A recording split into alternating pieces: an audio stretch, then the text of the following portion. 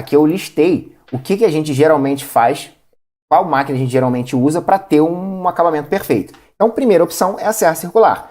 Fez o corte, geralmente está no ângulo, está certinho, está bonito, e está bem acabado, beleza? Mas a gente não está considerando ela aqui na aula de hoje. Então, na tupia, que a gente está ou não está considerando, seria a segunda opção, fazendo exatamente isso que eu te falei. Primeiro você faz um corte um pouquinho maior, um corte bruto ali, 1 ou 2 milímetros maior. Depois você faz bota um batente na medida certa, passa a tupia e gasta aqueles 2 milímetros que você deixou de sobra. Aí você vai ter uma peça realmente com 50 centímetros em vez de 50,2 e vai ter um acabamento bonitinho, belezinha da tupia.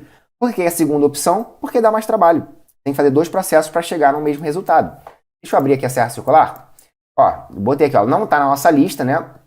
Mas ela é a primeira opção de corte para um bom acabamento. Então foi exatamente o que eu falei.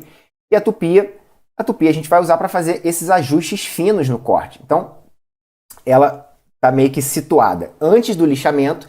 Se você tem uma tupia, em vez de você partir para um lixamento por desbaste, vou desbastar esse negócio aqui até chegar nos 2 milímetros que eu quero. Dê preferência para a tupia, porque você vai ter aquele topo, você vai ter uma tendência de ter um topo mais reto, muito mais reto do que se fosse lixando. Porque o lixamento não tem muito controle. A tupia, ela tem a base perpendicular ao eixo dela. Então, a base está apoiada, o eixo está aqui, ela vai cortar retinho. Tá bom? Então, a tupia ela fica meio que entre o corte e o lixamento. Tanto em prioridades quanto na ordem aqui que você vai fazer mesmo, se você for usar a tupia. Primeiro você vai fazer o corte, depois você vai tupiar e por fim você vai partir para um lixamento. Já lembrando, se você tiver com um corte bem acabado ou pela tupia ou pela serra circular, o lixamento é por acabamento e não por desbaste. Você não vai ter que desbastar mais nada. E finalizando aqui na lixadeira. Bom, você vai fazer um lixamento por desbaste caso houver marcas de serra. Então, vamos considerar que você não tenha nada, tupia, serra circular, nada disso. Você só tem as máquinas que a gente falou de início. Você vai ter que fazer esse lixamento por desbaste para eliminar as marcas de serra até que ela faça ficar lisa.